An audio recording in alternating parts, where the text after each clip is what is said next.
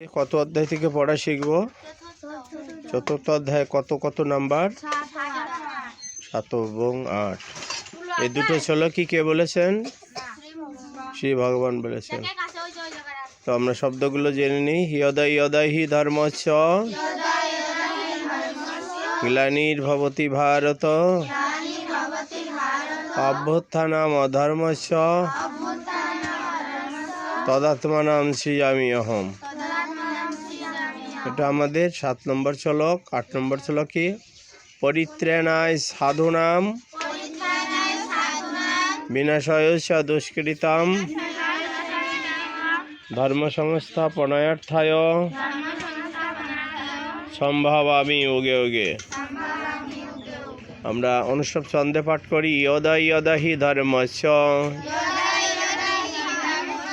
গ্লানির্ভবতি ভারত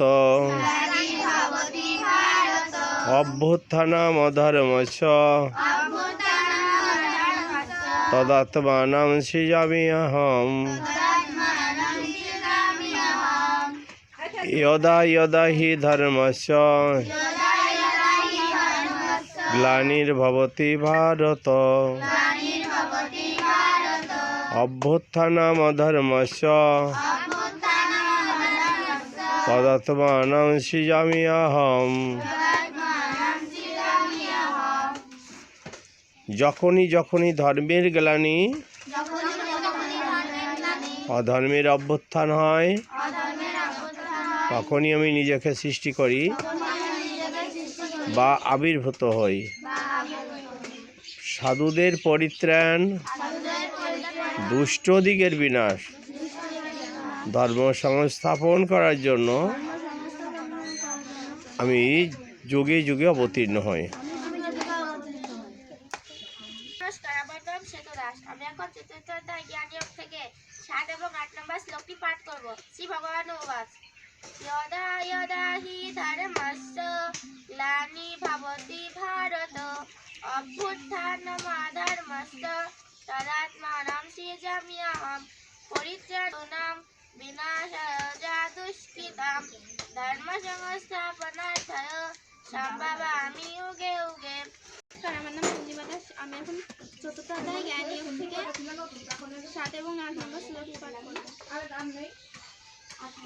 ইয়দা হি ধর্মস্য গ্লানির্ভবতি ভারত অভ্যুত্থানম অধর্মস্য তদাত্মানাং সৃজামি অহম।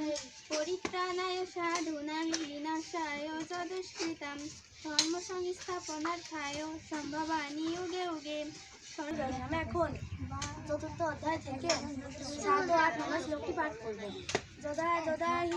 ইয়দা হি ধর্মস্য গ্লানির্ভবতি ভারত অভ্যুত্থানম অধর্মস্য তদাত্মানাং সৃজামি অহম। সাধূনাং বিনাশায় চ দুষ্কৃতাম ধর্ম সংস্থাপনার্থায় সম্ভাবামি যুগে যুগে। নমস্কার, আমার নাম রচনা দাস। আমি এখন চতুর্থ অধ্যায় থেকে 7 এবং 8 নম্বর শ্লোকটি পাঠ করব। শ্রী ভগবান উবাচ ইয়দা হি ধর্মস্য গ্লানির্ভবতি ভারত অভ্যুত্থানম অধর্মস্য তদাত্মানাং সৃজামি অহম। পরিত্রাণায় সাধূনাং বিনাশায় চ দুষ্কৃতাম ধর্ম সংস্থাপনার্থায় সম্ভাবামি যুগে যুগে। চতুর্থ অধ্যায় থেকে 7 এবং 8 নম্বর শ্লোকটি পাঠ করব। ইয়দা হি ধর্মস্য গ্লানির্ভবতি ভারত অভ্যুত্থানম অধর্মস্য তদাত্মানাং সৃজামি অহম।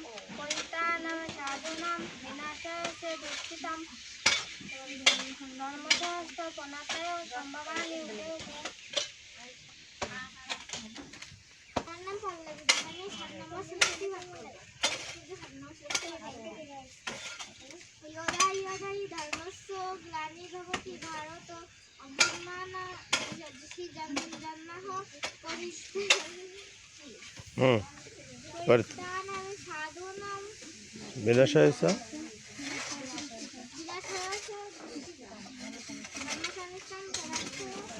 সম্ভাবামি